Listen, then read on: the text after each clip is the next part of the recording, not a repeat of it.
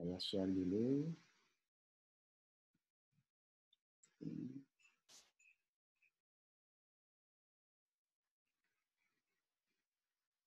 Baik, ini adalah topik yang akan kita bicarakan dan harapannya nanti kalau memang animonya baik, kita akan melakukan sharing seperti ini secara berkala gitu ya. Jadi untuk sesi ini kami akan memfokuskan ke memilih topik dan perspektif penulisan. Nah, ini nanti akan di sini saya mewakili satu organisasi ya, satu kumpulan namanya Science Planner. Science Planner itu adalah kita kumpulan saya dan mahasiswa bimbingan saya gitu ya. Salah satunya nanti yang akan juga share tentang pengalaman menuliskan jurnal di sini yaitu Samudra. Jadi kita ini pengen untuk lebih menjadikan riset itu sebagai way of thinking terhadap fenomena permasalahan yang dihadapi oleh manusia. Sehingga kemudian salah satu yang ingin kita capai adalah ketika misalkan mahasiswa melakukan tugas akhir, itu tidak hanya kemudian berhenti di perpustakaan atau di repositori universitas, tetapi kalau bisa menjangkau ke penelitian-penelitian atau publikasi-publikasi internasional. Itu tujuan kami, sehingga kita tagarnya di sini adalah Bring Science to Life. Nah, kemudian untuk pertemuan hari ini kita juga dibantu oleh Buletin Psikologi UGM. Nah, tujuan sesi sharing hari ini adalah ada 3 ya. Pertama adalah peserta memahami pertimbangan editor jurnal dalam menerima suatu naskah. Jadi seperti tadi saya katakan bahwa saya akan share bagaimana seorang editor itu melihat sebuah naskah sehingga Anda sebagai penulis bisa untuk menyesuaikan dengan perspektif si editor ini untuk menjamin bahwa naskah Anda akan diterima. Yang kedua, saya akan mengajak Anda untuk mengetahui jenis-jenis topik penelitian yang diminati oleh jurnal bereputasi pada umumnya. Dan yang ketiga, tujuannya adalah peserta memiliki keterampilan untuk menulis dengan sudut pandang kepenulisan yang menarik. Nah, kadang-kadang di sini topik penelitian yang baik itu belum cukup. Anda juga harus kemudian memiliki sudut pandang yang pas. Sehingga tujuan dalam Anda menulis publikasi yaitu mengkomunikasikan ide Anda ini menjadi sampai ke editor dan bisa dipahami oleh reviewer sehingga akhirnya naskah Anda akan lolos. Nah, kemudian nanti selain saya juga akan bicara di sini, nanti akan ada bintang tamu, ini Samudra F. Jamaluddin SPC, yang baru saja lulus S1, saat ini sedang proses mencari beasiswa S2 di luar negeri ya. Nah, tapi satu hal yang membanggakan dari Samudra ini adalah salah satu artikelnya, itu diterima di Group Dynamics, ini adalah jurnal APA, dan mungkin Bapak Ibu yang atau Mas Mbak ya di sini yang dari jurusan psikologi sudah pada paham bahwa masuk ke jurnal APA itu sangat-sangat susah. Nah, ini Samudra ini bisa masuk ke jurnal itu. Nah, nanti saya akan minta yang bersangkutan untuk sharing bagaimana proses dalam penulisan di jurnal tersebut. Nah, kemudian terkait dengan outline sesi sharing ini ada 3 yang dari saya ya. Yang pertama adalah memahami seluk-beluk jurnal bereputasi. Jadi kita ingin tahu bagaimana sih atau apa sih yang dicari oleh jurnal bereputasi gitu ya. Kemudian yang kedua adalah memilih topik dan jurnal sasaran. Nah, ini Anda harus satu memilih topik yang kira-kira ini bakal menjual gitu ya. Dan kedua, Anda harus bisa untuk memilih jurnal yang mau untuk menerima barang jualan Anda gitu ya. Nah, kemudian yang ketiga adalah menentukan perspektif dalam penulisan. Ini adalah kemudian nanti larinya adalah bagaimana cara Anda untuk menulis dan mengemas tulisan Anda supaya menarik bagi editor dan reviewer. Nah, kemarin dari survei di Google Form ketika Anda mendaftar, saya juga ingin melihat sebenarnya motivasi Anda untuk mengikuti acara ini apa gitu ya. Yang pertama adalah belajar menulis. Ini untuk teman-teman yang mungkin baru ingin memulai menulis gitu ya, sehingga butuh pembelajaran. Nah, ini sebagian besar dari Anda, sebagian besar dari peserta ini adalah mereka yang ingin mengetahui tentang keterampilan menulis. Nah, kemudian yang kedua, ini yang sudah lebih spesifik, ingin tembus publikasi. Ini biasanya Bapak Ibu dosen ini. Jadi ada satu kata terdiri dari 5 huruf yang cukup menakutkan, namanya SCOPUS, Scopus. Bagaimana cara tembus Scopus itu ya? Karena ini adalah salah satu persyaratan bagi akademisi di Indonesia untuk bisa melaju ke jenjang berikutnya gitu, jenjang karir berikutnya. Jadi Scopus itu benar-benar diperlukan gitu ya. Kemudian yang ketiga adalah akademik. Nah, akademik di sini umumnya adalah mereka yang ingin mencari topik untuk bahan kuliahnya, untuk tugas akhir ya. Nah, ada satu pertanyaan yang dilontarkan oleh peserta gitu ya. Apakah bisa saya menulis tugas akhir dan kemudian masuk ke jurnal? Nah, ini yang nanti akan di-share-kan oleh si Samudra, karena yang di jurnal yang masuk di artikel yang masuk di jurnal ini adalah sebenarnya tugas akhir dari Samudra. Nanti Anda bisa mendengarkan langsung dari sudut pandang orang pertama ya, si Samudra sendiri, bagaimana cara proses dia untuk bisa menembus jurnal bereputasi dari tugas akhir dia di jenjang S1. Nah, kemudian klasifikasi pertanyaan ya. Ini saya kategorisasikan. Yang pertama adalah umumnya Anda menanyakan topik yang menarik itu seperti apa sih gitu ya. Topik-topik apa yang menjual gitu ya. Topik-topik apa yang diminati oleh editor jurnal bereputasi. Nah, kemudian yang dua terbanyak 19% itu adalah perspektif penulisan. Bagaimana sih cara untuk mengemas tulisan sehingga materi yang ingin saya sampaikan itu tertangkap oleh editor, dan editor itu senang dengan topik yang saya tawarkan. Nah, kemudian yang lain ada gaya bahasa, ada teknik analisis, ada teknis submission, misalkan contoh bagaimana aspek legalitas dari dari tulisan saya, itu juga ada sempat ditanyakan, dan juga ada sistematika penulisan juga ditanyakan juga. Tetapi tidak untuk sesi ini mungkin tidak akan saya bahas secara lebih detail, karena topik ini sesi ini sekarang lebih fokus pada topik dan perspektif penulisan saja. Jadi mohon dimaklumi. Tapi seperti yang saya katakan tadi, mungkin kedepannya kita akan menciptakan sesi-sesi seperti ini dengan topik-topik yang berbeda, dengan tema yang berbeda, sehingga kalau Anda rajin mengikuti sesi ini, Anda akan mendapatkan ilmu yang lebih lengkap. Nah, saya akan mulai dengan memahami seluk-beluk jurnal bereputasi. Nah, ini adalah salah satu editor Nature. Nature ini adalah salah satu jurnal yang paling tinggi, atau mungkin malah jurnal yang memang impact factor-nya paling tinggi di dunia. Dan ini adalah jurnal yang ilmunya general. Jadi Anda kalau dari psikologi bisa masuk, biologi bisa masuk, teknik bisa masuk, sehingga ini memang jurnal yang memang menerbitkan karya-karya yang memang bagus, multidisiplin. Nah, ini biasanya kalau di psikologi itu impact factor 2 itu sudah bagus banget. Itu di Nature itu bisa 20 ke atas. Jadi bisa dibayangkan betapa sangat susah untuk tembus ke jurnal Nature ini. Dan dari artikel ini ada beberapa kata kunci yang kemudian bisa membuat kita paham apa sih yang dicari oleh jurnal sekelas Nature ini. Jadi kalau Anda lihat di sini yang saya highlight adalah novelty and conceptual advancement. Novelty and conceptual advancement. Apa yang dimaksud dengan novelty dan conceptual advancement? Novelty adalah sejauh mana artikel memuat sesuatu yang baru dan unik dan belum pernah ditemukan sebelumnya. Jadi kemudian kebaruan ini menjadi sesuatu yang dipersyaratkan oleh jurnal-jurnal ini. Nah, makanya ini biasanya kalau kita mengirimkan jurnal ya, mengirimkan artikel ke sebuah jurnal, kita mau lulusan manapun pasti akan ditanggapi dia dengan doktor ya, PhD ya. Jadi kalau pengen dapat gelar doktor cepat itu adalah Anda mengirimkan naskah ke jurnal bereputasi, Anda pasti akan dibalas emailnya dengan doktor. Kenapa?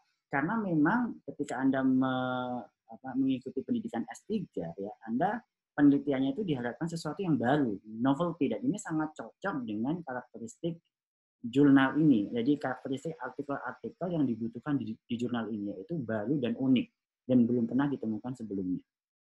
Nah, itu dari novelty. Nah, kemudian dari conceptual advancement, ini terkait dengan apakah artikel tersebut ya, cukup memperkaya kajian yang telah ada sebelumnya. Jadi apakah kehadiran naskah Anda ini signifikan untuk pengembangan kajian-kajian yang memang sudah ada. Artinya kalau karya Anda ini efeknya tidak cukup signifikan, jurnal-jurnal bereputasi ini tidak akan mau untuk menerbitkan karya Anda. Jadi di sini adalah apa namanya dua, dari novelty dan conceptual advancement itu adalah dua hal yang dikejar oleh jurnal bereputasi. Nah, mengapa mereka mengejar hal itu? Karena bagaimanapun juga jurnal bereputasi itu adalah sebuah bisnis. Yang mereka harapkan adalah banyaknya citasi pada artikel mereka. Sehingga kemudian ketika naskah Anda menawarkan novelty dan menawarkan conceptual advancement, seperti contohnya nanti di naskah atau di artikel Samudra adalah dia menawarkan paradigma berpikir yang baru, itu akan ada punya potensi bagi penelitian-penelitian selanjutnya untuk mencitasi karya-karya itu. Jadi Anda membayangkan jurnal bereputasi itu seperti buku diktat kuliah, di mana semua orang itu atau semua mahasiswa itu akan merujuk pada buku diktat yang sama. Itu yang dikejar oleh jurnal bereputasi. Karena itu mereka memang mengharapkan ada novelty dan conceptual advancement. Nah, kemudian kita mundur sebentar tentang bagaimana sih apa namanya perjalanan pengetahuan. Kalau kita melihat ini garis putus-putus ini adalah ranah ilahi. Ini adalah kebenaran yang sifatnya sudah digariskan oleh ilahi dan tetapi tidak semuanya bisa ditangkap dan bisa dicerna oleh manusia. Nah, ini makanya saya gambar sebagai garis putus-putus. Di mana kemudian pengetahuan manusia itu hanyalah sedikit dari yang ada di dunia ini. Ya. Jadi kalau ranah ilahi itu sangat besar, pengetahuan manusia itu hanya kecil. Nah, kemudian apa yang dilakukan manusia untuk lebih memahami misteri ilahi itu adalah dilakukan penelitian awal. Di mana kemudian ketika kita melakukan penelitian awal, kalau saya gambarkan di garis ini adalah ada perpotongan antara garis di daerah pengetahuan manusia, yaitu sesuatu yang sudah diketahui oleh manusia, dan kita melangkah ke area yang belum kita ketahui. Jadi seperti kalau kita berdiri itu kan kita dua kaki ya. Nah, kaki yang satu itu di ranah yang kita sudah tahu. Dan kaki yang satunya kita mencoba untuk expanding daerah yang belum kita ketahui sebelumnya, tapi kita ingin tahu.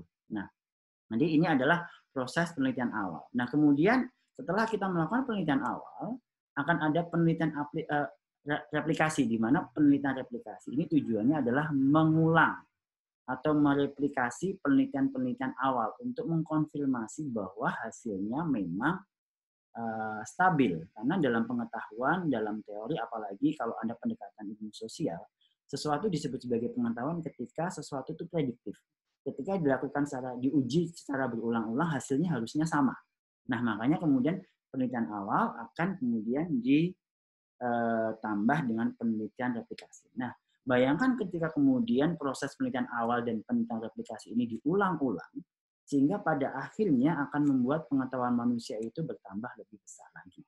Jadi apa namanya, semakin lama dengan penelitian-penelitian ini kita semakin bisa untuk membuka rahasia yang ada di alam ini. Nah, ini adalah konsep yang kemudian dibawa oleh jurnal bereputasi.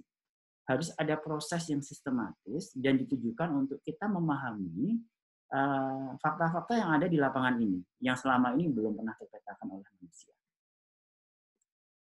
Nah, kemudian bagaimana terkait sistematika penelitian? Kita melihat dari bagaimana sih positioning sebuah penelitian satu dengan penelitian yang lain. Kita melihat pertama penelitian itu dimulai dari literatur review.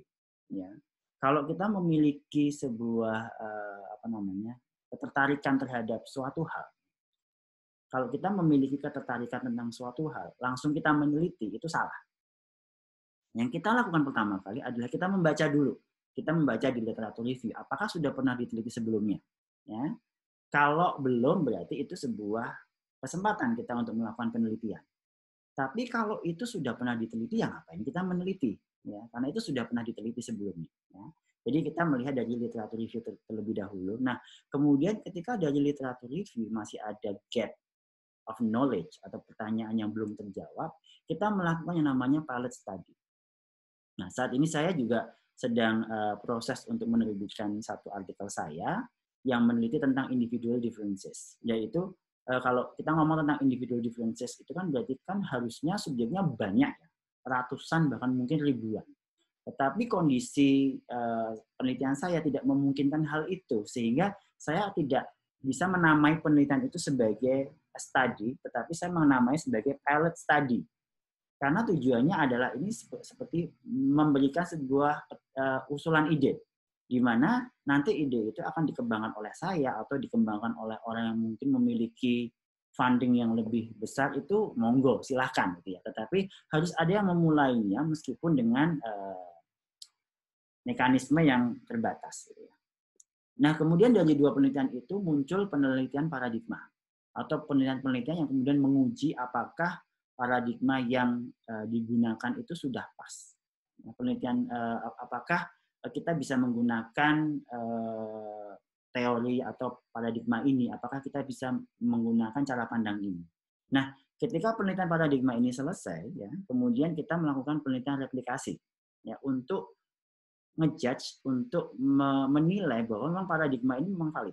Ya, sekali lagi yang tadi saya katakan bahwa untuk ilmu sosial terutama diperlukan penelitian berulang kali untuk kita yakin bahwa paradigma atau teori itu benar-benar valid. Nah, kemudian dari penelitian paradigma itu muncul penelitian-penelitian aplikasi. Nah, ini adalah pohon penelitian. Nah, di mana jurnal bereputasi itu sebenarnya dia tertarik pada banyak hal. Dia tertarik pada kesemuanya. Nah, tapi tergantung dari jenis jurnal itu. Karena nama jurnal itu juga menentukan jenis penelitian mana yang akan menarik perhatian mereka. Nah, ini adalah gambaran proses peer review yang umum. Ini proses peer review di Taylor Francis, di penerbitan Taylor Francis, di mana ini kalau Anda lihat bagannya itu sedemikian rumit ya. Kalau proses peer review, jadi proses peer review itu apa? Peer review itu adalah proses suatu naskah untuk dimintakan pendapat ahli-ahli lain ya, yang memiliki kompetensi untuk melihat naskah itu sesuai dengan ekspertis mereka. Karena dalam jurnal itu ada dua orang yang berperan. Pertama adalah editor jurnal. Ya. Editor jurnal itu adalah mereka yang menilai kelayakan naskah, tetapi belum tentu dia ahli di bidang itu. Ya, tetapi dia bisa melihat, oh ini naskahnya layak, ini sesuai dengan jurnal saya, ini kayaknya laku nih naskah ini. Ya. Nah kemudian tapi karena dia tidak mengetahui atau biasanya dia tidak mengetahui tentang metode yang digunakan, dia butuh orang untuk menilai naskah itu secara metodologi dan lain sebagainya. Nah, karena itu dia butuh namanya reviewer. Nah, peer review ini artinya adalah proses yang dilakukan oleh editor untuk meminta bantuan review pakar-pakar ahli yang memang mengetahui tentang topik-topik itu. Nah, di sini totalnya waktu ya, ini dari Taylor Francis tadi, umumnya adalah 2 bulan, yang kemudian dibagi menjadi 2 macam proses. Yang pertama adalah proses dengan editor, ini biasanya makan waktu 2 minggu. Jadi dia untuk menilai kelayakan dulu. Baru kemudian setelah 2 minggu, misalkan si editor merasa, ini naskahnya nggak layak, langsung dikembalikan ke penulis. Ya. Tapi kalau naskahnya dirasa, oh ini kayaknya layak, tapi aku masih belum yakin apakah naskah ini memang secara metode bagus. Makanya kemudian dia akan kirimkan ke reviewer, dan itu biasanya butuh waktu 8 minggu reviewer untuk menilai naskah itu. Sehingga kemudian reviewer akan dimintai rekomendasi apakah dia akan mereject, ya, accept, atau menerima, atau accept with revision. Biasanya sih itu menerima. Kalaupun menerima itu jarang langsung diterima lolos murni, itu jarang. Biasanya pasti akan ada review seperti minor dan major. Kalau major review itu artinya ada bagian-bagian yang substansi, yang kadang-kadang untuk untuk addressing major revision itu kadang-kadang diperlukan studi tambahan. Seperti nanti akan diceritakan oleh Samudra, dia melakukan studi tambahan karena ada major review di situ. Sedangkan untuk minor review itu biasanya masalah-masalah bahasa, ejaan-ejaan, ejaan-ejaan yang kurang pas, dan mungkin kayak sistematika yang kurang pas, atau mungkin kayak referencing style-nya yang kurang pas gitu ya. Itu adalah minor review. Nah, sehingga kemudian untuk kita tembus sebuah jurnal, kita harus paham apa sih yang dibutuhkan oleh editor, reviewer, dan readers. Ya. Editor, apa yang dibutuhkan oleh editor? Editor ini membutuhkan tadi kebaruan dan pengembangan artikel yang mengandung kebaruan dan pengembangan khasanah pengetahuan. Jadi dia yang akan menilai naskah ini layak enggak, naskah ini bisa dijual enggak gitu ya.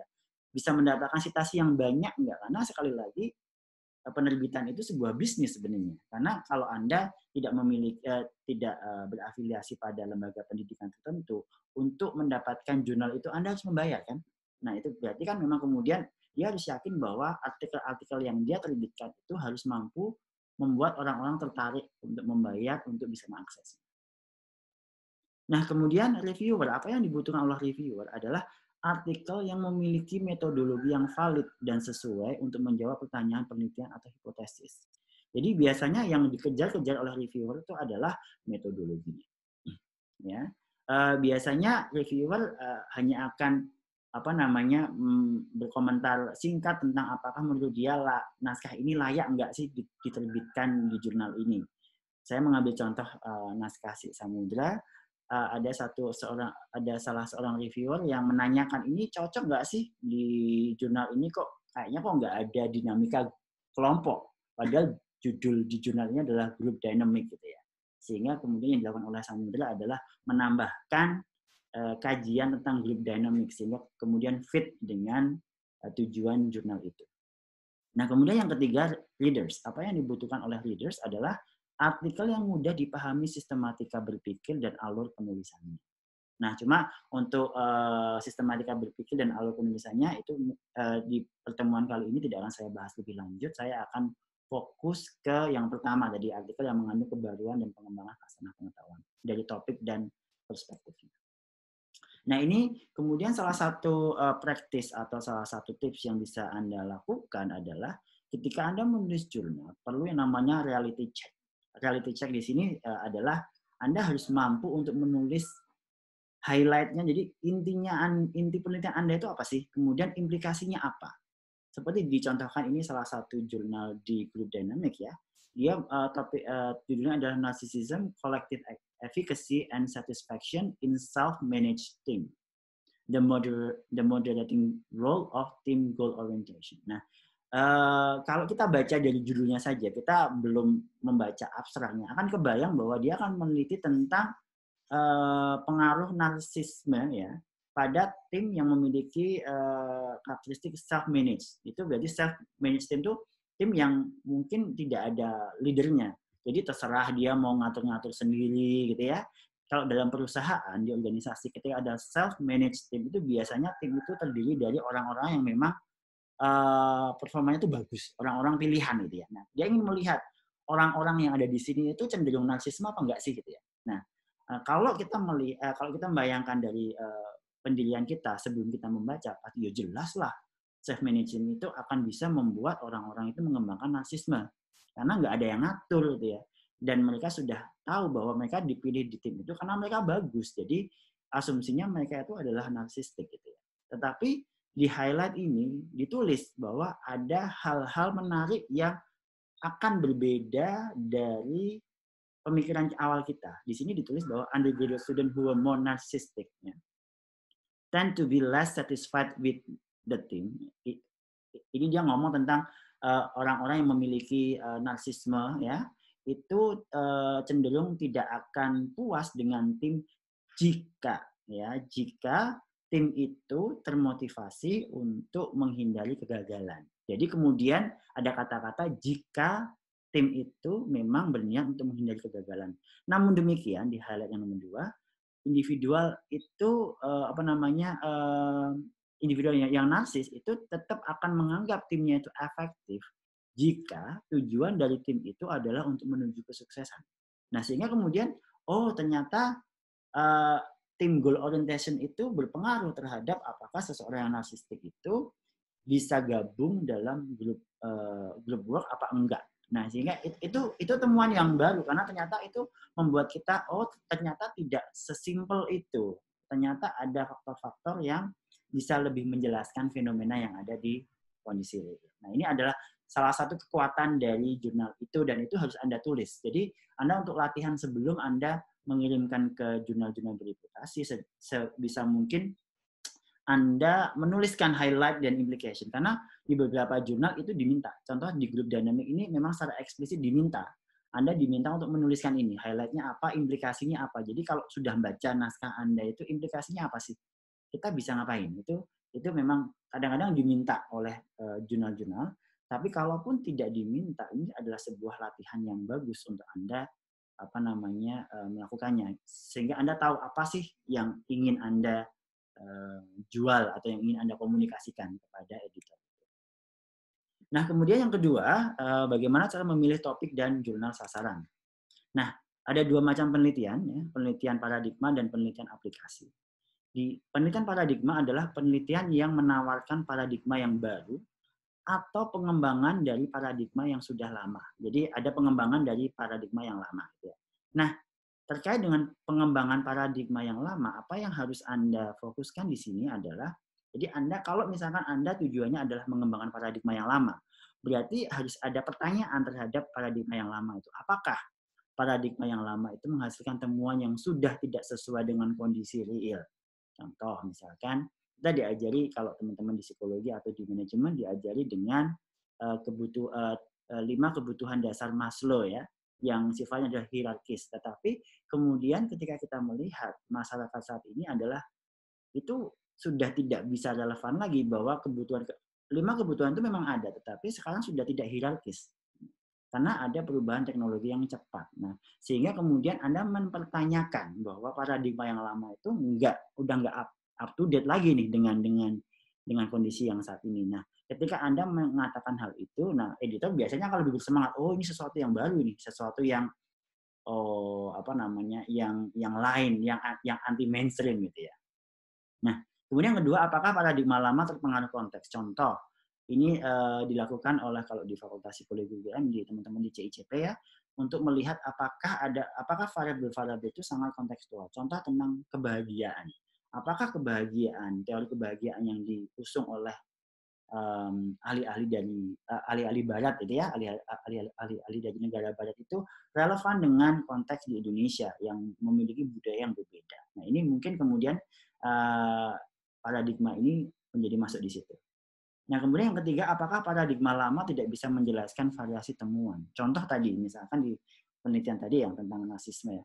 Mungkin dia menemukan bahwa pada kenyataannya, orang-orang narsisme itu ada yang puas dengan tugas kelompok, gitu ya.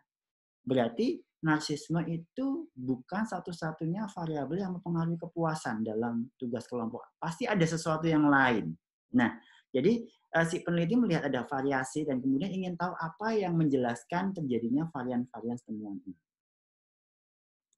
Nah, kemudian ke penelitian aplikasi. Penelitian aplikasi ini adalah penelitian yang menunjukkan aplikasi dari suatu paradigma dalam konteks yang real. Nah, pertama adalah apakah paradigma lama tidak berlaku dalam konteks yang diangkat. Contoh seperti ini. Ini yang sering terjadi pada apalagi tugas-tugas akhir mata kuliah ya, tugas-tugas akhir kuliah misalkan, menilai kepuasan kerja di bank. Kemudian literaturnya adalah kepuasan kerja di perusahaan manufacturing. Nah, yang perlu kita yakinkan adalah kalau sudah ada penelitian di perusahaan manufacturing ya, apakah konteks di bank ini akan menyebabkan temuan yang berbeda dari literatur yang sudah ada. Jadi contoh, apakah kemudian ketika sudah tahu hubungan antara variabel di perusahaan manufacturing ini, ya, Anda masih belum yakin bahwa ini nggak bisa serta-merta bisa dipindah untuk diterapkan di setting perbankan yang menjadi target penelitian Anda. Kalau Anda merasa bahwa enggak, ada sesuatu yang berbeda dan Anda menjelaskan mungkin karakteristik bisnis yang berbeda di perbankan, ketika Anda bisa menjelaskan itu menjadi masuk akal bahwa Anda memang sebaiknya melakukan penelitian. Tetapi ketika perbedaan setting, perbedaan lokasi, gitu ya, konteks, itu tidak berpengaruh terhadap dinamika variabel penelitian yang ada, itu berarti penelitian Anda tidak terlalu urgent untuk dilakukan.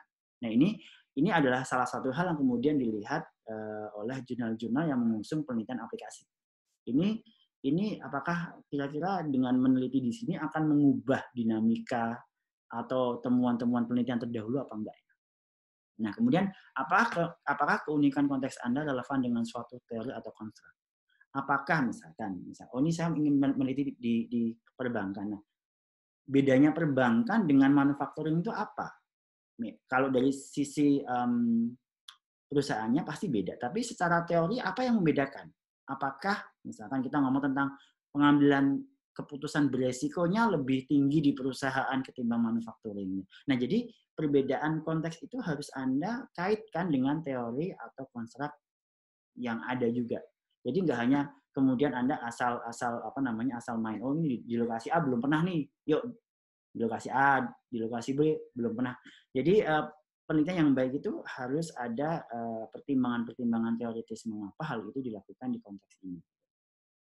Nah, kemudian yang ketiga, apakah keunikan tersebut akan membawa hasil yang mungkin berbeda? Ini yang sudah saya sebutkan tadi. Kalau misalkan memang dengan penelitian ini Anda tidak yakin hasilnya akan berbeda, atau Anda yakin hasilnya tidak akan berbeda, ya berarti Anda nggak usah melakukan penelitian. Nah, kemudian dasar memilih topik. Ya, ada 3 hal. Yang pertama adalah judul atau topik penelitian secara spesifik tidak pernah dipublikasikan sebelumnya jelas. Kalau Anda ingin mempublikasikan hal-hal yang atau topik-topik yang baru, berarti Anda yakin bahwa belum pernah ada penelitian serupa. Yang kedua, substansi naskah berpotensi untuk dikembangkan baik dalam konteks teori maupun praktis. Jadi Anda disinilah kemudian editor juga akan melihat ini kalau kira-kira penelitian ini tidak akan bisa berlanjut, pasti nggak akan ada yang mencitasi. Sehingga buat apa saya menerbitkan artikel seperti ini? Jadi Anda harus tahu bahwa ini adalah penelitian yang akan berfungsi sebagai modal bagi penelitian-penelitian selanjutnya. Nah, kemudian yang ketiga, topik menarik perhatian pembaca yang spesifik dengan bidang keilmuannya dan juga ranah pembaca yang lebih luas. Nah, ini yang juga dikejar oleh jurnal bereputasi. Kalau toh kita meneliti sesuatu yang sangat-sangat spesifik, kita harus bisa untuk mengkomunikasikan hal itu untuk khalayak yang lebih luas. Contoh misalkan, saya meneliti tentang tentang gotong royong gitu ya. Contoh ya, gotong royong itu kan sangat spesifik di Indonesia ya. Tapi apa sih pentingnya gotong royong itu di negara lain? Karena negara lain mungkin nggak ada gotong royong. Tetapi kita melihat, oh kolaborasi di situ. Ada unsur kolaborasi di situ. Sehingga yang kemudian ditembak adalah gotong royong sebagai sesuatu yang spesifik dan kolaborasi sebagai sesuatu yang lebih general. Sehingga kemudian orang-orang dari latar belakang budaya yang lain yang tidak memiliki gotong royong tapi memiliki budaya kolaborasi akan bisa relate, akan bisa terhubung dengan topik-topik itu. Nah, ini saya akan coba untuk membedah naskah ya. Jadi ada beberapa naskah yang masuk ke email saya, tapi saya hanya bisa mengomentari 3 karena keterbatasan waktu. Dan ini pun saya akan komentari dari sisi topik dan perspektifnya. Yang pertama adalah dari peserta yang tidak bersedia disebutkan identitasnya ya, the moderating effect of autism symptoms severity on Indonesian mother's perception of child maladaptive behavior and parenting stress. Nah, di sini fokusnya adalah peneliti ingin menunjukkan bahwa ada moderating effect ya, yang kemudian menjembatani antara persepsi ibu yang memiliki anak dengan perilaku yang kurang gitu ya, atau perilaku yang maladaptif terhadap stres si orang tua itu sendiri. Nah, ternyata di sini disebutkan bahwa orang tua yang memiliki persepsi bahwa anaknya ini berkebutuhan khusus itu tidak langsung kemudian dia akan stres. Itu tergantung dari tingkat keparahan dari, kalau di sini adalah autism symptom itu. Yang ingin disampaikan oleh penulis adalah itu. Ya. Nah, ini kemudian ketika kita membaca judul ini kita nangkap oh maksudnya ini. Nah, tapi kemudian apakah hal ini dikemas dengan yang baik itu memang adalah adalah masukan untuk penulisnya. Yang pertama yang ingin saya tekankan di sini komentar dari saya adalah pertama perlu memahami konsep moderating variable dulu. Moderating variable itu adalah sesuatu yang membuat efek ya satu variabel itu semakin tinggi ya. Jadi moderating efek itu seperti katalisator, sesuatu yang membuat efek dari variabel satu itu menjadi lebih tinggi lagi. Nah, sehingga kemudian dalam bagian pendahuluan atau bagian awal, Anda harus menekankan, penulis sebaiknya menekankan bahwa memang penting ya ada moderating effect. Apa yang sebenarnya ditemukan sih? Kenapa moderating effect ini menjadi sangat-sangat dipentingkan? Apakah ada varians ya yang saya sebutkan tadi? Apakah ada varians bahwa tidak selamanya orang tua yang memiliki persepsi orang tua yang memiliki anak berkebutuhan khusus itu akan stres. Ada yang stres, ada yang enggak. Nah, kemudian ada varians ini yang membuat Anda berpikir ada faktor lain. Ada moderating effect, entah moderating atau mediator. Tapi pasti ada satu faktor ini yang menjelaskan mengapa temuannya bisa berbeda-beda. Nah, ini yang kemudian harus Anda tuliskan di bagian pendahuluan sehingga ketika editor membaca dia oh iya, oke, saya paham. Saya paham kegelisahan Anda sebagai seorang peneliti. Nah, itu dari karya yang pertama. Nah, ini karya yang kedua. Ini kebetulan ini pesertanya di sini Mas Aulia Ahrian Syahidi yang sudah bersedia untuk namanya ditampilkan dan beliau adalah saat ini mengambil program master atau mungkin dosen saya kurang jelas ya, Master of Computer Science di Universitas Brawijaya. Nah, ini memang agak sedikit berbeda dari naskah-naskah psikologi ya, tetapi saya alhamdulillah bisa memahaminya. Nah, di sini yang ingin diangkat oleh Mas Aulia adalah sesuatu yang aplikatif ya. Dia ingin membuat sistem deteksi bahasa Banjar ya. Banjar. Nah, sehingga dia ingin menciptakan aplikasi di smartphone ya yang bisa mentranslatekan ya bahasa-bahasa Banjar ke bahasa Indonesia. Ini hal yang menarik. Dari sisi penyusunan program itu menarik gitu ya. Nah, ketika ini dikirimkan ke jurnal-jurnal aplikasi, mereka pasti akan tertarik. Tetapi kemudian ini sangat tergantung dari keterampilan penulisnya, apakah yang bersangkutan bisa juga untuk menarik ya konsep atau temuan-temuan ini ke ranah pembahasan yang lebih luas. Yang perlu ditemukan di sini adalah karakteristik bahasa Banjar itu seperti apa sih? Ya, apakah ada karakteristik dalam bahasa Banjar yang umum yang bisa dianalogikan, yang bisa diimplementasikan ke bahasa-bahasa yang lain? Sehingga kemudian alih-alih akan fokus ke bahasa Banjar, juga ada pembahasan bahwa bahasa Banjar ini memiliki karakteristik universal tertentu yang membuat bahasa-bahasa lain itu juga bisa relate. Nah, ini kemudian salah satu tips yang bisa dilakukan untuk meraih atensi atau perhatian dari editor. Karena editor dia juga kalau hanya kita fokus ke bahasa Banjar, editor akan berpikir lah ini apa untungnya buat kita gitu ya. Kecuali kalau ini mau masuk ke jurnal komunitas Banjar itu beda lagi. Tapi kalau untuk masuk ke jurnal yang yang cakupannya lebih luas, kita harus mampu untuk nge-relate sesuatu yang spesifik ini dengan konsep-konsep yang lebih universal. Nah, ini kemudian ada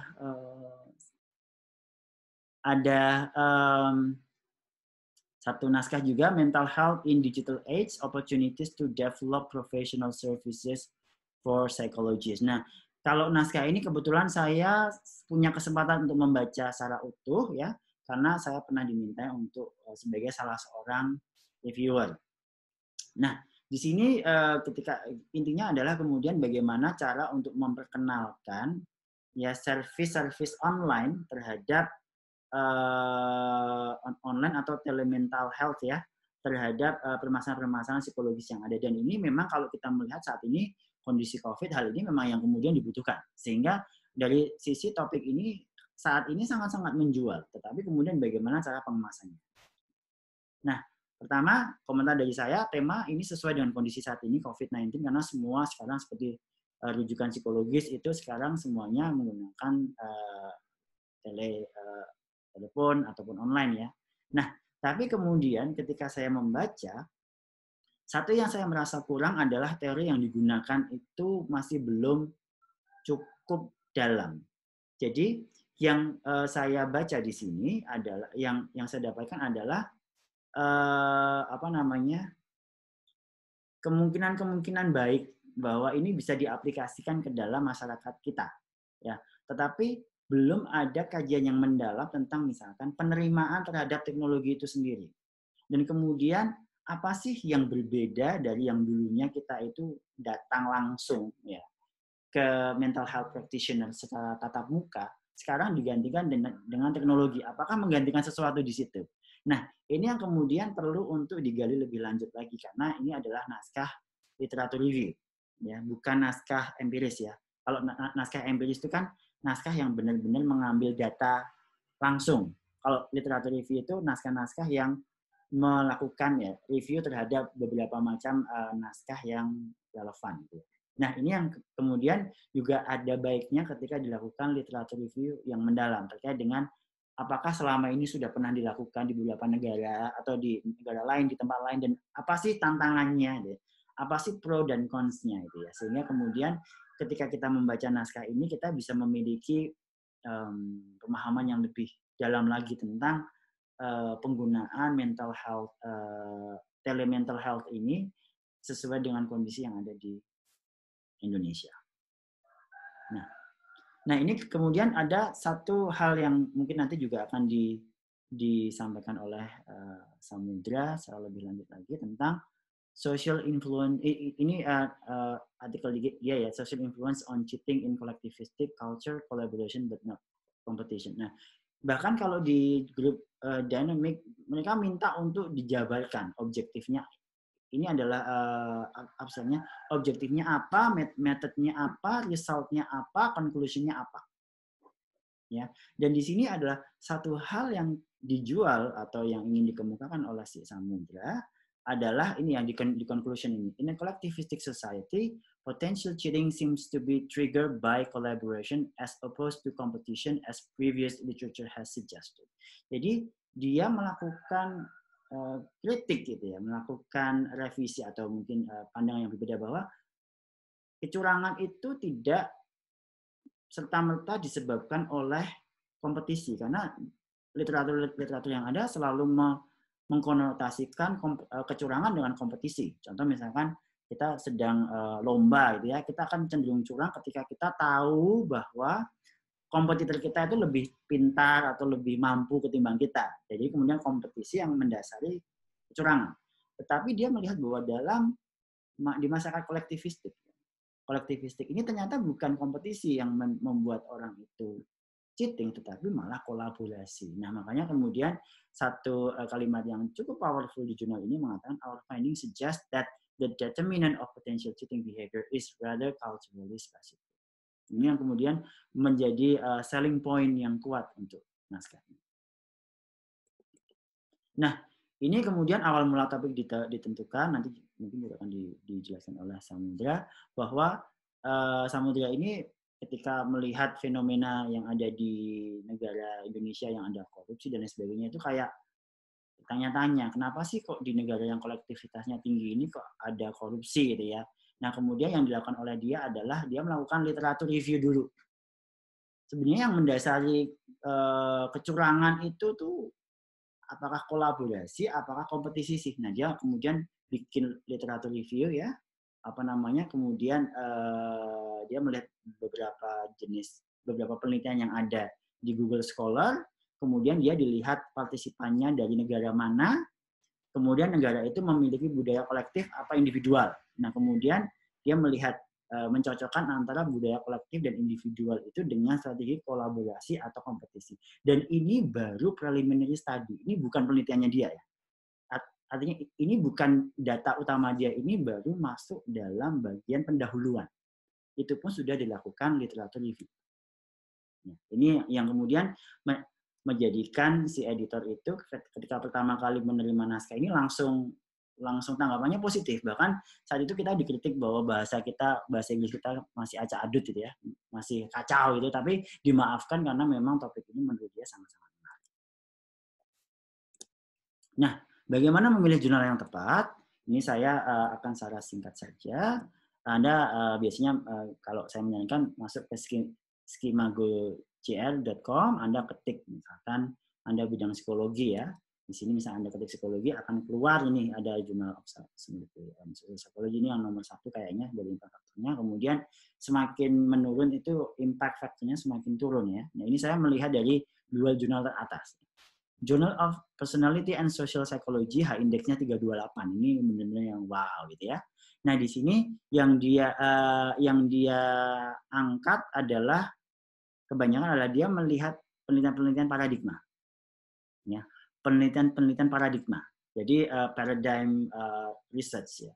Sedangkan jurnal kedua di bawahnya adalah Journal of Applied Psychology. Dia melihat penelitian-penelitian aplikatif. Nah, yang ingin saya sampaikan di sini adalah tidak selalu ya yang applied itu lebih rendah daripada personal yang paradigm. Kalau di sini kebetulan ini yang tingkat 1 adalah yang paradigm, yang kedua adalah practical, yang ketiga ini campuran. Nah, yang keempat itu paradigm. Jadi kemudian paradigm dan practical itu memiliki tempatnya masing-masing. Sehingga kemudian belum tentu bahwa penelitian paradigma itu levelnya lebih tinggi daripada yang praktis. Ketika penelitian yang praktis itu bisa menyampaikan ide-ide dengan tepat, kemudian asas kebermanfaatnya juga tinggi bagi level yang lebih umum lagi, saya pikir naskah itu juga memiliki potensi untuk terbit yang tinggi juga. Nah, kemudian bagaimana cara menentukan perspektif dalam penulisan? Ya. Yang pertama adalah ini saya terinspirasi oleh Simon Sinek, The Golden Circle ya. Ini adalah teknik dalam mengkomunikasikan. Karena sekali lagi sebenarnya menulis itu seni berkomunikasi. Kita mengkomunikasikan ide kita kepada editor, reviewer, dan pembaca. Nah, di sini Golden Circle of Communication itu kita dalam mengkomunikasikannya itu harusnya mulai dari dalam ke luar. Tapi yang kita komunikasikan umumnya kebalik. Kita biasanya dengan penelitian kita tahu penelitian kita itu tentang apa. Penelitian saya tentang ini, tentang tingkat kebahagiaan di mahasiswa, misalnya seperti itu ya. Kita tahu bagaimana cara kita meneliti. Tapi kadang-kadang kita tidak paham mengapa penelitian kita itu penting. Ya, kadang-kadang yang ada dalam otak kita bahwa penelitian kita itu penting, itu untuk orang lain itu nggak penting. Sehingga kita harus mampu untuk tadi membaca kebutuhan dari editor dan reviewer, dan kemudian bagaimana cara kita untuk mengkomunikasikannya dengan cara yang tepat. Nah ini akan secara dalam nanti akan saya bahas di pertemuan-pertemuan selanjutnya tentang bagaimana cara sistematika penulisan, terutama di bagian pendahuluan. Nah, ada 3 perspektif dalam penulisan. Yang pertama adalah deskriptif. Deskriptif itu adalah menggambarkan atau mencari kejelasan terkait fenomena tertentu. Jadi hanya menggambarkan saja. Contoh, Anda ingin mencari berapa persen mahasiswa yang kecanduan internet. Jadi di sini adalah perspektifnya Anda ingin menggambarkan, sehingga kemudian penekanan Anda adalah detail. Penekanan Anda adalah keluasan informasi, sejauh mana tulisan Anda itu sudah bisa memotret fenomena yang ada di lapangan. Itu adalah fokus dalam penelitian deskriptif. Kemudian relasional. Tujuan dari penelitian relasional adalah mencari hubungan atau korelasi antara 2 variabel atau lebih. Contoh, apakah kecanduan internet berhubungan dengan kuota internet tak terbatas? Nah, ini Anda ingin mencari hubungan, sehingga kemudian seni dalam penelitian ini Anda harus logis untuk menemukan variabel-variabel yang ingin Anda teliti. Jadi jangan sampai variabel yang ingin Anda teliti itu muncul tiba-tiba. Nah, kalau muncul tiba-tiba kan kita bingung ya, loh, kok bisa tiba-tiba Anda ingin meneliti ini? Karena sebenarnya kita bisa mengkorelasikan apapun itu ya. Kita bisa mengkorelasikan antara misalkan tingkat keberuntungan orang dengan lurus keritingnya rambut juga bisa. Itu hanya masalah statistik. Tapi apakah masuk akal gitu? Apakah masuk akal variabel itu dipasangkan? Sehingga kemudian argumentasinya harus kuat. Kenapa Anda tertarik meneliti dua variabel itu dan mengapa dua variabel itu atau lebih. Nah, kemudian yang ketiga adalah kausal, mencari tahu apakah suatu variabel merupakan penyebab dari terjadinya variabel yang lain. Nah, ini yang kemudian akan ini adalah jenis penelitian dari Samudra ya. Dia ingin mengetahui apakah penyebab dari kecurangan itu adalah kolaborasi dan bukan yang lainnya. Nah, ini apa namanya? Sehingga kemudian di sini seninya adalah harus ada proses verifikasi, harus ada proses pengulangan penelitian dengan mengontrol variabel-variabel lain. Sehingga dalam penelitian yang pada perspektif kausal ini, biasanya itu nggak bisa hanya satu penelitian. Biasanya beberapa set eksperimen atau set penelitian untuk meyakinkan bahwa hanya dan hanya variabel A yang berpengaruh terhadap variabel B.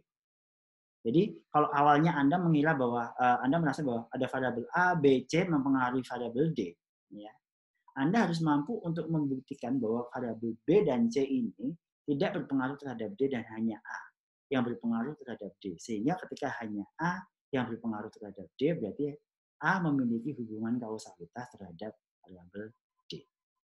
Seperti itu, kira-kira menggambarkan perspektif dalam penulisan. Baik, itu dari saya. Semoga bisa sedikit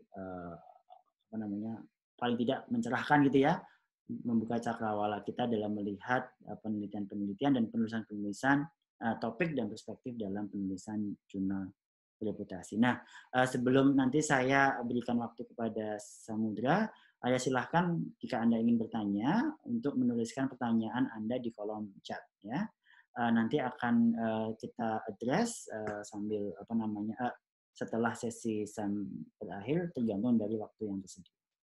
Oke, terima kasih. Silahkan Samudra untuk menyambungkannya. Enggak, saya tak mau. Oke, silakan.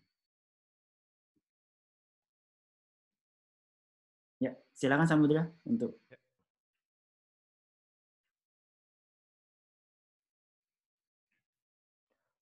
Sebelumnya perkenalkan, nama saya Samudra Fadila Jamaluddin.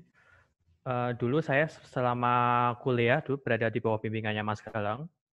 Dan di bawah bimbingannya Mas Galang, saya melakukan riset yang berkaitan dengan bagaimana perilaku kecurangan yang ada pada masyarakat kolektif dan bagaimana sebenarnya variabel mana sih yang paling berpengaruh terhadap mendorong perilaku kecurangan, apakah itu kolaborasi atau kompetisi di dalam konteks masyarakat kolektif. Ini sedikit biografi tentang saya. Dulu saya pernah menjadi intern di CICP dan juga pernah jadi intern juga di lab Mind, Brain, and Behavior bersama dengan Mas Galang, dan di dalam 2 research intern tersebut saya juga dibimbing bersama dengan Mas Galang untuk melakukan riset-riset yang berkaitan dengan perilaku kecurangan. Jadi awal mula riset ini dilakukan itu, saya melihat bahwa ada semacam pola yang muncul di dalam negara-negara di dunia, bahwasanya perilaku kecurangan itu pada dasarnya bisa ditemukan di setiap negara. Perilaku korupsi itu bisa ditemukan di setiap negara. Akan tetapi, jika kita lihat di salah satu data yang dirilis oleh Transparency International, itu ditemukan bahwasanya perilaku korupsi itu sebenarnya tingkat korupsi di negara-negara yang menganut budaya atau orientasi kebudayaan yang bersifat individualistik itu cenderung lebih rendah jika dibandingkan dengan tingkat korupsi yang ada di negara-negara yang masyarakatnya memiliki orientasi budaya yang bersifat kolektif. Nah, hal ini kemudian menimbulkan pertanyaan, apakah sebenarnya ada keterkaitan antara orientasi kebudayaan yang ada di sebuah negara terhadap kaitannya dengan perilaku kecurangan. Dan untuk memastikan ini kemudian saya melakukan literatur review terlebih dahulu secara lebih jauh untuk melihat ini. Dan saya mencoba mencari riset-riset yang sudah ada, kemudian melihat variabel yang digunakan dalam riset itu seperti apa, hasilnya seperti apa, dan juga melihat sampel yang digunakan dalam riset tersebut. Nah, dari sampel tersebut saya melihat dia asal negaranya di mana dan mencocokkannya dengan profil orientasi kebudayaan yang sudah pernah dirilis oleh Hofstede. Dan di sini seperti yang bisa dilihat bahwa ada semacam pola yang bisa ditemukan bahwasanya di dalam masyarakat yang menganut budaya individualistik itu kompetisi itu berpengaruh terhadap mendorong munculnya perilaku kecurangan. Sedangkan di masyarakat yang kolektif, itu kolaborasi yang justru akan menstimulasi munculnya perilaku kecurangan.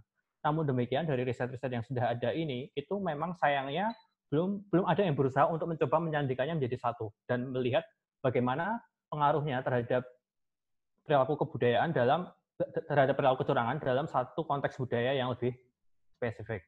Nah, dari sini kemudian saya dan Mas Galang berkonsultasi dan berdiskusi secara lebih lanjut untuk melihat sebenarnya faktor mana sih yang paling berpengaruh terhadap mendorong munculnya perilaku kecurangan dalam konteks masyarakat kolektif. Apakah itu kompetisi, kolaborasi, atau kombinasi antara keduanya.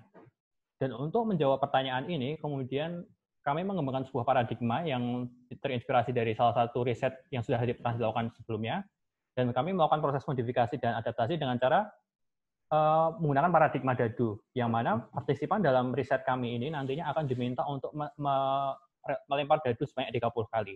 Dan setiap angka yang muncul dalam dadu itu akan kami minta untuk di-report ke dalam sebuah program komputer yang sudah di-setting sedemikian rupa. Dan setiap partisipan itu nantinya akan berada dalam satu bilik secara mandiri.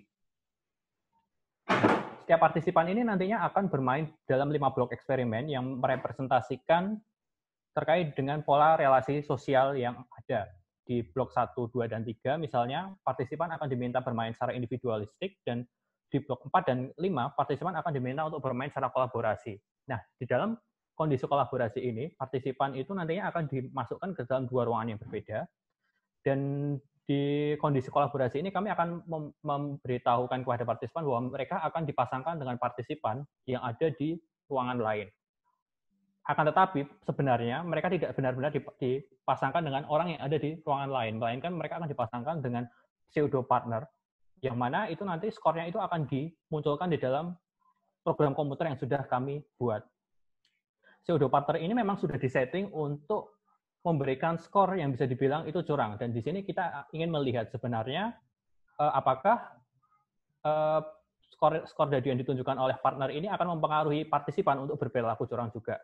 Nah, dalam riset ini kami mendefinisikan perilaku curang sebagai skor dadu yang menyimpang terlalu jauh dari standar normal dari pelemparan dadu sebanyak 30 kali. Jadi kalau misalnya bisa dibilang ketika dadu itu dilempar sebanyak 30 kali, itu mean skor dari 30 kali proses pelemparan dadu itu berdasarkan secara hipotetik itu seharusnya 105. Dan dengan dihitung secara matematis, kami berhasil menemukan bahwa penyimpangan terjauh itu seharusnya sebanyak 10 skor. Maka apabila mereka menyimpang dari standar tersebut, bisa diasumsikan bahwa mereka melakukan semacam manipulasi untuk mendapatkan skor dadu yang mereka inginkan. Karena yang namanya peluang dari pelempar dadu itu kan sebenarnya sudah fix ya. Jadi apabila itu melempar terlalu jauh, pasti ada proses manipulasi di situ. Nah, dari mekanisme tersebut, kami melakukan secara total sebenarnya 3 buah studi plus 1 studi adisional. Jadi bisa dibilang kami melakukan 4 studi utama yang ini sebenarnya dilakukan untuk memastikan bahwa efek yang kami temukan dalam riset kami itu konsisten di dalam 4 studi itu. Dan secara keseluruhan, itu kami berhasil menemukan bahwasannya potensi kecurangan itu cenderung lebih tinggi apabila ketika partisipan berada di dalam kondisi kolaboratif. Dan dalam kondisi kompetitif, dan dalam hal ini kondisi kompetitif itu partisipan diminta untuk bersaing satu sama lain untuk mendapatkan reward tertentu. Nah, itu malah justru tidak terlalu berpengaruh. Dan seperti yang bisa dilihat di sini ya, jadi blok 1 itu adalah blok baseline, blok 2 dan 3 itu individual, dan blok 3 itu adalah blok kompetisi, dan blok 4 dan 5 itu adalah blok kolaborasi, dan blok 5 itu kolaborasi plus kompetisi. Dan bisa dilihat di sini bahwasannya kondisi kolaborasi itu cenderung lebih tinggi dibandingkan dengan skor partisipan di blok kolaborasi itu jauh lebih tinggi jika dibandingkan dengan kondisi yang ada di blok-blok lain. Dan jika dibandingkan antara kedua blok kompetisi yang ada di blok ketiga ketika berkompetisi secara mandiri dan di blok 5 ketika partisipan berkompetisi secara kolaboratif, itu justru perbandingannya itu tidak signifikan. Dan dari sini kami berhasil menemukan bahwasannya sebenarnya perilaku kecurangan itu bisa dibilang itu layaknya sebuah virus, bahwa partisipan yang pada awalnya jujur itu bisa jadi menjadi tidak jujur ketika mereka dipasangkan dengan partner yang juga tidak jujur. Dan di sisi lain, kompetisi malah justru tidak berpengaruh terhadap perilaku kecurangan yang ada pada partisipan. Jadi ketika partisipan yang pada awalnya jujur, ketika mereka dipasangkan dengan partner yang bisa dibilang itu tidak jujur, mereka itu akan memberikan, lama-kelamaan mereka akan menjadi tidak jujur juga.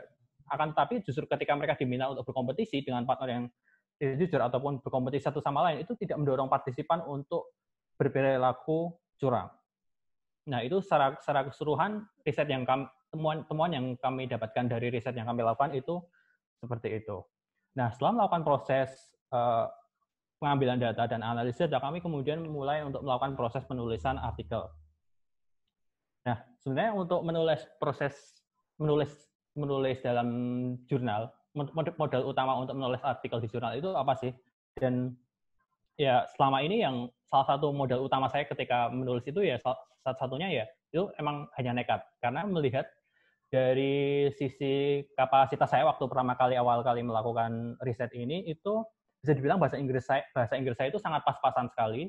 TOEFL cuma 500 dan segala macamnya, dan juga pengalaman menulis saya waktu itu masih sangat minim. Akan tetapi meski demikian waktu itu saya tetap nekat untuk melakukan, dan pada waktu itu hanya ada 3 prinsip utama yang saya gunakan untuk pada akhirnya bisa menulis artikel yang bisa dipublikasikan di jurnal. Itu adalah willingness untuk terus belajar ketika dalam proses melakukan riset, kemudian memberikan effort yang terbaik juga ketika sedang menulis, dan juga untuk tetap selalu bangkit ketika saya menghadapi berbagai macam tantangan dalam proses penulisan itu. Karena melakukan riset dan melakukan proses penulisan artikel itu memang banyak sekali tantangannya, jadi setiap kali ada tantangan tersebut, kita harus tetap terus bangkit ketika menghadapi tantangan-tantangan tersebut. Nah, ini selama proses kepenulisan ini sebenarnya saya sudah sebanyak 3 kali mengalami kegagalan sebelum pada akhirnya diterima di jurnal Group Dynamics untuk dipublikasikan. Dan di jurnal pertama itu waktu itu ditolak juga, kami mensubmit ini ke salah satu jurnal, Journal of Personality and Social Psychology.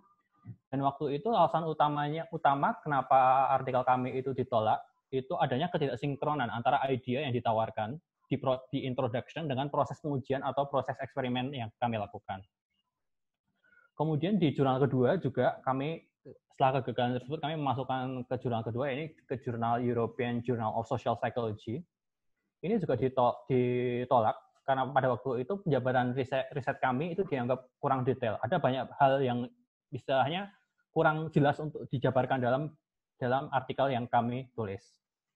Dan juga untuk di jurnal ketiga yang kami coba masukkan, ini Journal of Experimental Social Psychology. Ini catatannya sama seperti yang di jurnal pertama yang ditolak tadi, yaitu adanya ketidaksinkronan antara ide yang ditawarkan di introduction dengan proses pengujian, dan juga salah satu catatan tambahan lagi itu adalah kontribusi secara teoretik yang bisa dibilang kurang jelas pada waktu itu. Dan berdasarkan dari tiga masukan dari reviewer dari 3 jurnal ini, kemudian kami mulai melakukan proses revisi, melakukan proses penulisan ulang dan perbaikan, yang kemudian pada akhirnya kami mencoba untuk masukkan ke jurnal Group Dynamics. Nah, di jurnal Group Dynamics ini ada 2 pertimbangan utama yang kami pilih, mengapa kami memilih untuk masukkan ke jurnal ini. Yang pertama terkait dengan impact factor yang bisa dibilang cukup menantang untuk bisa dimasukkan, dan juga berkaitan dengan kesesuaian topik. Kok dari 3 jurnal yang sebelumnya kami submit itu bisa dibilang topik yang mereka cakup dalam jurnal mereka itu sangat-sangat luas. Mereka bilang bahwa Journal of Social Psychology, Experimental Social Psychology, mereka mencakup terkait dengan riset-riset yang berkaitan dengan psikologi sosial, dan ini kan sebenarnya bisa dibilang termasuk cukup luas ya cakupannya. Sedangkan kalau misalnya di jurnal Group Dynamics ini secara lebih spesifik lagi. Jadi mereka secara spesifik mempublikasikan riset-riset yang berkaitan dengan dinamika kelompok. Dan melihat dengan ini, melihat terkait dengan kesesuaian topik yang dipublikasikan dalam jurnal tersebut dengan riset yang kami lakukan, kemudian pada akhirnya kami memilih untuk mempublikasikan di jurnal ini. Dan setelah di-submit, pada akhirnya artikel yang kami kirim itu diterima untuk dipublikasikan di jurnal ini. Namun demikian, ini bukan berarti terus selesai, karena setelah diterima ini masih ada banyak catatan-catatan yang diberikan oleh reviewer yang mana itu meminta kami untuk melakukan proses revisi secara lebih lanjut lagi. Nah, apa saja catatan-catatan tersebut? Jadi untuk catatannya ada tiga catatan besar yang sebenarnya kami tangkap. Yang pertama itu sebenarnya salah satu alasan mengapa Journal Group Dynamics ini mau menerima itu karena mereka melihat ada hal yang menarik dari sisi metodologi yang kami lakukan terkait dengan bagaimana kami menguji perilaku kecurangan terutama.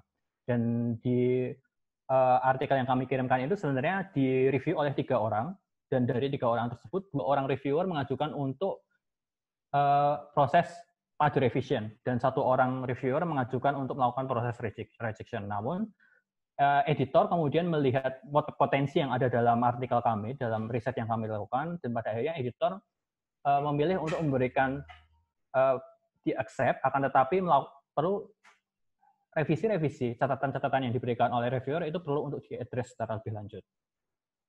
Nah, catatan kedua itu adalah terkait dengan banyak grammatical error, dan juga akan tetapi sebenarnya terkait dengan grammatical error ini editor itu cukup memahami, karena pada dasarnya editor memahami bahwa kami ini bukan native speaker, bukan orang-orang yang berasal dari English speaking countries, dan pada akhirnya ya dari editor itu menyarankan kami untuk mencari proofreader yang merupakan seorang native speaker asli, dan pada akhirnya dari situ juga kami mencari proofreader yang merupakan native speaker untuk memperbaiki tulisan kami secara tata bahasa. Kemudian catatan selanjutnya itu adalah ada beberapa kekurangan yang perlu diselesaikan juga dalam riset yang kami lakukan, beberapa pertanyaan-pertanyaan yang masih menggantung, istilahnya seperti itu, dan oleh karenanya pada waktu itu reviewer menyarankan kami untuk melakukan proses pengambilan data tambahan, dan pada akhirnya kami mencoba untuk melakukan proses tersebut, dan kami melakukan proses pengambilan data lagi setelah artikel tersebut sudah jadi. Jadi ada 1 additional data yang kami lakukan. Dan setelah melalui berbagai macam proses yang cukup panjang tersebut, melalui proses revisi, pengambilan data lagi, pengambilan data ulang, itu pada akhirnya artikel kami bisa dianggap cukup fit untuk dipublikasikan dalam Journal Group Dynamics, dan dalam waktu dekat akan segera dipublikasikan. Dan berdasarkan dari pengalaman tersebut, sebenarnya ada 2 poin utama yang saya dapatkan dari proses melakukan riset dan publikasi artikel ini, yaitu pelajaran pertama yang saya dapatkan itu adalah terkait dengan keterbukaan untuk menerima kritik, dalam artian ada berbagai macam masukan itu atau kritik-kritik tersebut yang sebenarnya bersifat membangun, yang bisa membantu kami sebagai seorang peneliti itu untuk mengembangkan karya-karya yang lebih bagus lagi. Dan juga terkait dengan resiliensi, terkait dengan proses penulisan artikel ini, karena menulis artikel untuk bisa dipublikasikan di jurnal APA itu bisa dibilang cukup susah ya, dan tantangannya sangat banyak. Dan dari sini menurut saya faktor resiliensi ini cukup berperan juga terkait dengan bagaimana pada akhirnya saya bisa mempublikasikan artikel ini. Kurang lebih seperti itu.